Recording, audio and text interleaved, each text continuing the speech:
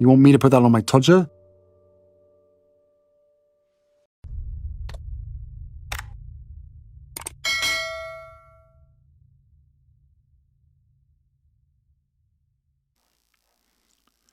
This one's wife. The internet is the worst. Hello, I'm H.G. Tudor. This one's wife courts publicity. Why? Because she loves it. Why? Because subconsciously it provides her with fuel. This is the lifeblood of the narcissist. Fuel starts to fill that chasm, that void that exists within this one's wife. It stills the sense of anxiety, impending doom, and dread.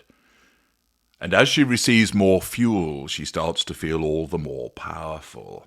It is the narcissist's drug. Fuel. Fuel me. Give me your attention. Give me your emotional output. Give me your reaction. Positive fuel, negative fuel, even challenge fuel. It's all fuel, and that's what the narcissist requires. Of course, if you pursue fuel in the way that this one's wife does, you're going to get a lot of challenge fuel. For famous, or perhaps more accurately, infamous individuals like this one's wife, there are two aspects to her fuel matrix.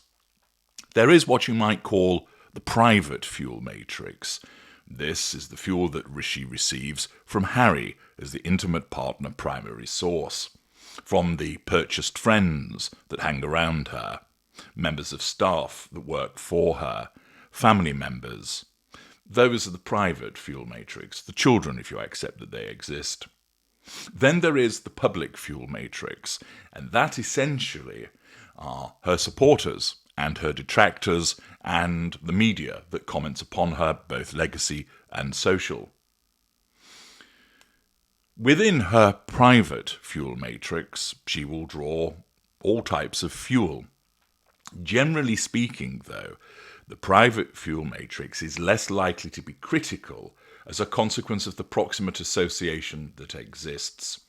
In a sense, family members are more forgiving in relation to the poor behaviour because, well, after all, we are family, and they don't tend to understand what they're dealing with. Similarly, the intimate partner tends to be more forgiving because they're not understanding what they're truly dealing with. But when it comes to the public fuel matrix, a narcissist such as this one's wife, who is considerably unpopular, is going to face a lot of criticism. That equates to challenge fuel. So she's gaining the fuel, that's not a problem, but it's repeated threats to her control. That is a problem. As you know, the narcissist has three ways to deal with the threat to control. Directly, known as the Hoover, indirectly, smearing or triangulation, or staying in a position of withdrawal or moving into a position of withdrawal. For this one's wife, the direct assertion of control is often difficult because she has so many detractors scattered across social media and legacy media that she can't address them each individually. She can, of course, complain to people about her treatment and smear her detractors, thus gaining control that way. But what she often also relies upon is what people refer to as clapbacks, whereby a supine section of the media, one with its nose firmly wedged up her backside, comes out in her defence. We see this repeatedly. In many instances, it's done because it's at the behest of the PR people of this one's wife. Get out there and defend her.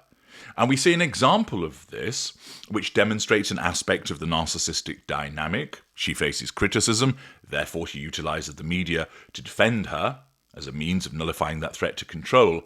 But it also demonstrates a much larger aspect of the life of this one's wife, which I'm about to tell you about, which demonstrates why she behaves this way and demonstrates that those that support her simply don't get it. Marie Claire, which finds itself amongst the stable of supine publications, has an article written by Kristin Contino. The headline, "This One's Wife is Trolled for Paris Video, because the internet is the worst yet again. Okay, we know that this one's wife has been at a show as part of Paris Fashion Week. She then finds herself subject to criticism. Why is this? Well, she's criticised because there are some individuals that cannot stand her, and therefore all she need do is appear in front of them, and she's criticised. There are a larger group that look at her behaviour and are critical of it because it is worthy of criticism. Then there are those that support her. But in regard to why is she trolled, well, it is fair to say there are certain individuals that just interpret whatever she does against her, even when there isn't actually anything to interpret. They are determined to find a problem. But a larger group will find the instances where there is legitimate criticism and point it out. What is it this article's talking about? Well, it states another day, another This One's Wife controversy. This time, it's an Instagram video. A few seconds of Paris at night, shot from the back of a car. A seemingly innocent clip that anyone might take on a Parisian vacation. But in the Duchess of Sussex's case, everything she does is ripe for interpretation. Over the weekend, the Duchess of Sussex made her debut at Paris Fashion Week. Wearing a white Balenciaga trouser set, she supported her friend Pierpaolo Piccioli at his first show as creative director for the brand.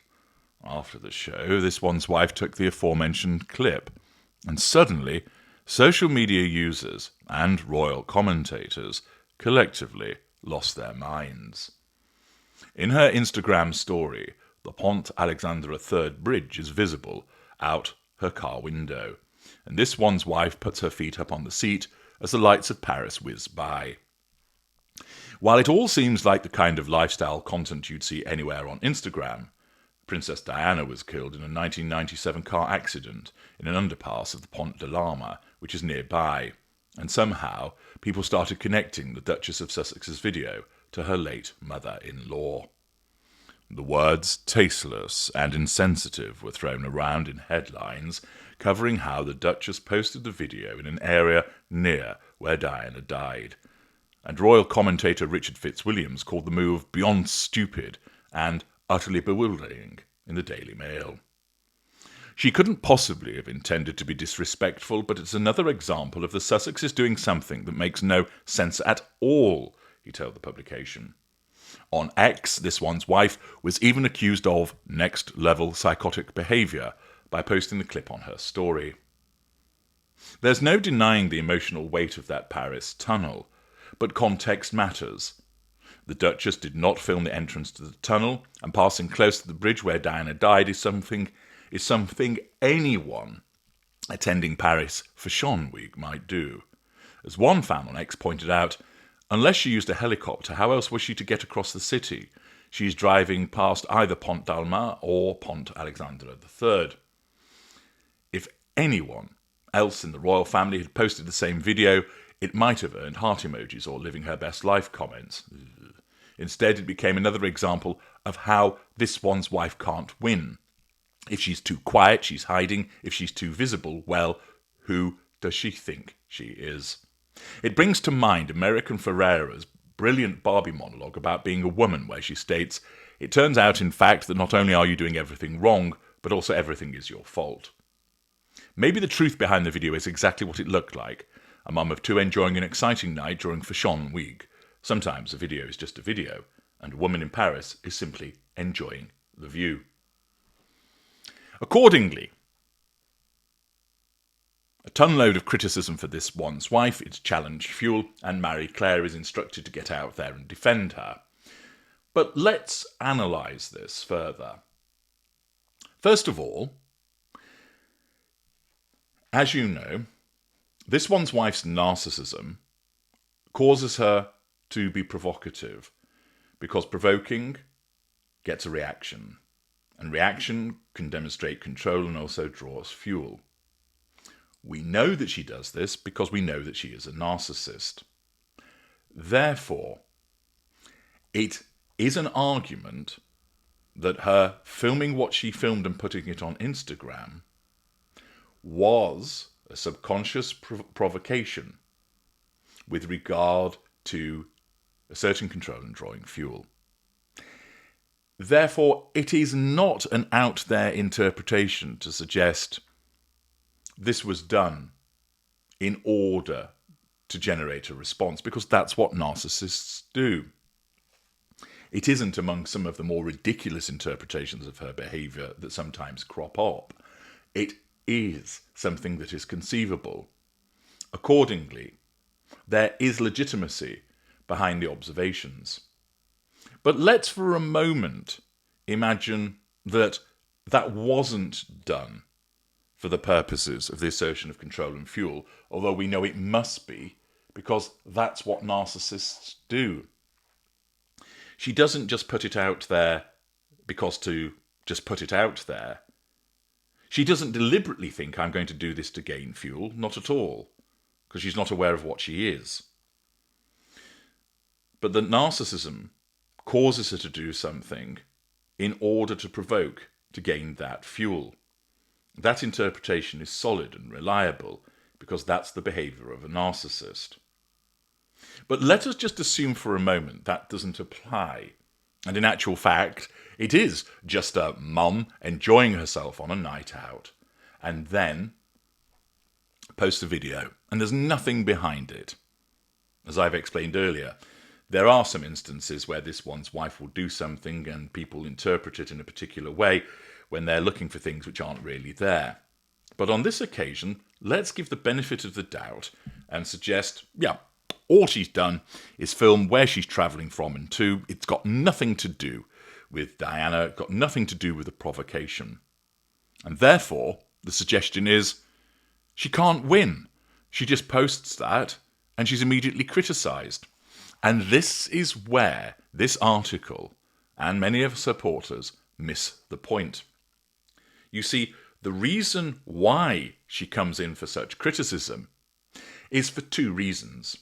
One, she's overexposed, which is the fault of her and also the media. And secondly, the reason that she's criticised is because she is unpopular. You'll notice that the writer states, if anyone else in the royal family had posted the same video, it might have earned heart emojis. But the author of the piece doesn't stop to consider, why is that? She just assumes there is a rabid, unbalanced, illegitimate hatred of this one's wife without asking the question, why?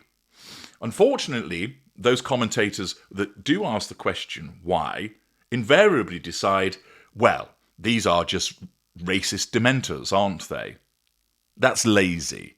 It's intellectually flabby to always assume that the motivation for criticism of this one's wife is somehow based in racism or misogyny. Indeed, that is the knee-jerk reaction of the Sugars, and we all know the intellectual calibre of those clowns. The fact is that this article misses the point entirely. First of all, because she is a narcissist, she posts these things to provoke. But if we park that to one side for a moment, the reason why she is criticised, the reason why there is adverse commentary, is because people don't like her. And yes, there is an element of no matter what she does, she faces criticism. But ask yourself, why? Is it just gratuitous dislike of her? No. It isn't the case that people all of a sudden decided, you see that there, this one's wife. Do you know what? I'm just going to hate on her. I'll find reasons why. I don't like her. I don't like her smile. I don't like what she wears. So, yeah, today is the day that I start my hatred of her. They dislike her. Some might hate her, but most dislike her because of the way that she behaves. And time again, these commentators miss the point. If she had conducted herself in a way whereby she hadn't drawn the disgust, the annoyance, the dislike of all of these people, she wouldn't face this criticism that she does. If she hadn't engaged in certain behaviours which are well documented, and I'm not just talking about what's been reported on, but what people have actually seen when filmed, what she has said from her own mouth, that means that people don't like her, and that's what's behind it. The fact is, she's criticised because she's overexposed, which is what is a consequence of her narcissism making her do that, and, again because of her narcissism, she is a largely unlikable individual. And this is why people criticise her. It isn't because the internet is the worst, it's because this woman's behaviour irks and irritates and annoys people, and they are allowed to express their views. However, what articles like this attempt to do is to, again, tap into the victim mentality of this one's wife. You're all haters, you're all picking on her, and you're doing so unnecessarily.